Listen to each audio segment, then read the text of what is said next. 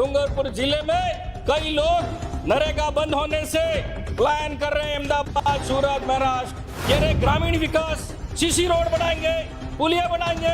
अरे कैसे बनाओगे आप? SIR करो, नाम जोड़ो, नाम काटो तो स्कूल में टीचर है का?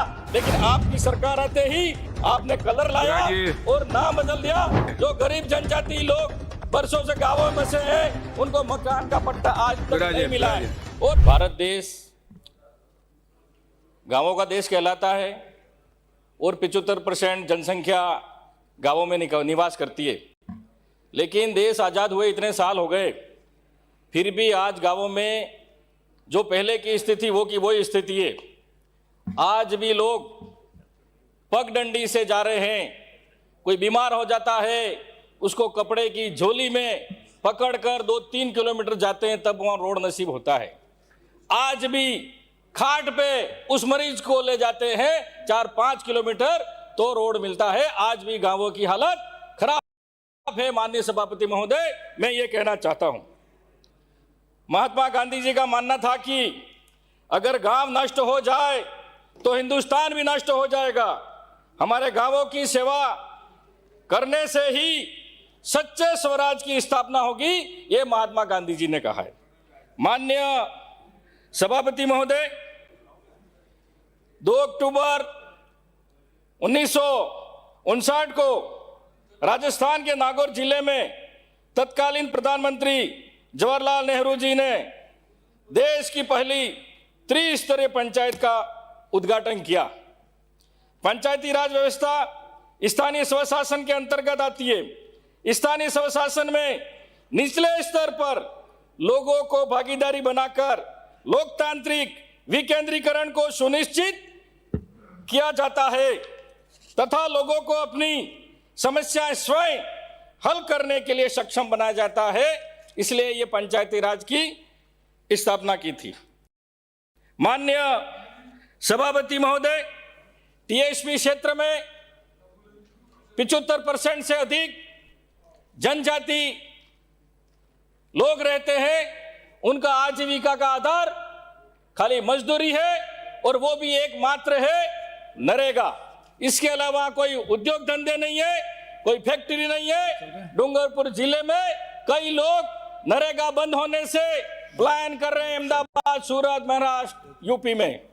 माननीय सभापति महोदय, इस सरकार ने कह दिया कि हमने 125 दिन बढ़ दिए, 125 दिन कह दिए, लेकिन धरातल पर आज भी लोगों के 50 दिन नहीं हुए हैं। माननीय सभापति, मैं कहना चाहता हूं 125 दिन तो हमारी पूर्ववर्ती सरकार अशोक गहलोत ने ही कर दिए थे 125 दिन, और शहर में भी नरेगा चलाई थी। लेकिन जब से डबल इंजन की सरकार आई है, नरेगा को बिल्कुल ठप कर दिया है। माननीय सभापति महोदय, ये कहना चाहता हूं, पहले एक साइड पे सेंसन निकलती थी 15 लाख की, 10 लाख की, और अभी जो स्वीकृति निकाल रहे हैं खाली 4 लाख की। तो 4 लाख की स्वीकृति निकाल रहे हैं तो 2 पखवाड़े में वो तो काम पूरा हो गया। फिर वापस TS बनाओ, फिर सचिव के चक्कर लगाओ, JTA फाइल भेजेगा पंचायत समिति में, पंचायत समिति भेजेगा जिला परिषद में, जिला परिषद से बाबू के पास फाइल जाएगी, वो पुटअप करेगा, फिर जाएगी ACO के पास, फिर जाएगी CO के पास। तो ये काम सेंशन कब होंगे?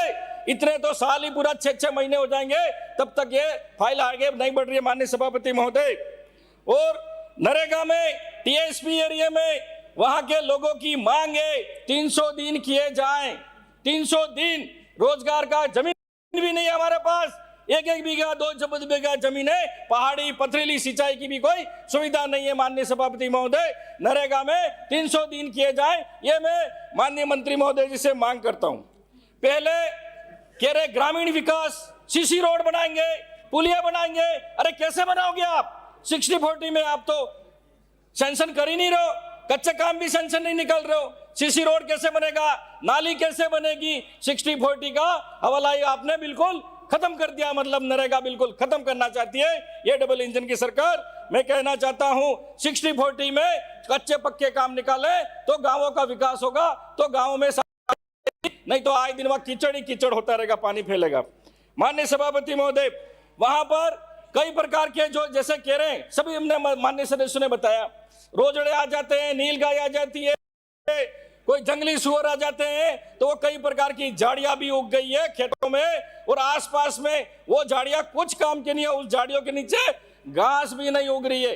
तो मैं नरेगा के माध्यम से उन झाड़ियों को साफ सफाई कराएं तो गांव भी साफ रहेगा और सड़कें भी साफ रहेगी आने जाने के लिए। तो नरेगा के माध्यम से ये मंत्री महोदय आप इसको स्वीकृत कराएं। माननीय सभापति महोदय, मैं मांग करना चाहूंगा कि प्रतिदिन कारीगर की मानदेय मजदूरी प्रतिदिन 700 रुपए कम से कम होनी चाहिए, और मजदूर का पेमेंट और मेड का कम से कम प्रतिदिन 400 रुपए होना चाहिए। ये मैं मांग करना चाहता हूं। हमारी सरकार ने ये नरेगा एक संजीवनी जड़ी बूटी बनकर हमारे टीएसपी क्षेत्र में काम कर रही है, लेकिन ये नरेगा बंद नहीं होनी चाहिए। स्कूल जर्जर अवस्था में है, कई स्कूलों के बच्चे पेड़ के नीचे, कई मंदिर में, कई टेंट के नीचे पढ़ रहे हैं। माननीय मंत्री महोदय, जर्जर अवस्था में स्कूल है, उनको ठीक कराएं और नवीन भवन बनाने की आप कृपा करें। अभी टीचरों को लगा दिया है, एक को दिखा दिया, एक को बनाया, पोशार बना भाई तू, पोशार की देखभाल कर। 2 टीचरों को लगा दिया है, बीएलए बना दिया है। गांव में जाओ, वहां पर वो SIR करो, नाम जोड़ो, नाम कटो, तो स्कूल में टीचर है का? तो बच्चे कैसे आगे बढ़ेंगे, कैसे पास होंगे? ये सरकार की नीति टीचरों को नहीं लगा है इस काम में। अध्यापक का काम है खाली पढ़ाई का, तो उनको उन पर ही लगा, ये मेरी मांग है। अब बात करेंगे तालाब निर्माण की, साफ सफाई। अब जो तालाब किसने बनाया? अब कह रहे हो आपके 60 साल में 70 साल में कांग्रेस ने किया। अरे तालाब किसने बनाए, डैम किसने बनाए, गांव गांव की बिजली किसने पहुंचाई? हमारे सरकार में अशोक गहलोत जी ने गांव गांव गरीब का बच्चा स्कूल जाए, राजीव गांधी स्कूल खोली थी, गरीब का बच्चा अपने भले में जाता था। और हमने हर गांव में राजीव गांधी सेवा केंद्र खोले थे, लेकिन आपकी सरकार आते ही आपने कलर लाया और नाम बदल दिया, अटल सेवा केंद्र रख दिया। तो आप ये काम कर रहे हैं। माननीय सभापति महोदय, जो गरीब जनजाति लोग बरसों से गांवों में बसे हैं, उनको मकान का पट्टा आज तक नहीं मिला है, और अपनी जमीन में वो नाम किसी और का बोल रहा है। तो मैं संशोधन किया जाए और कैंप लगाया जाए और उनको पट्टा मिले।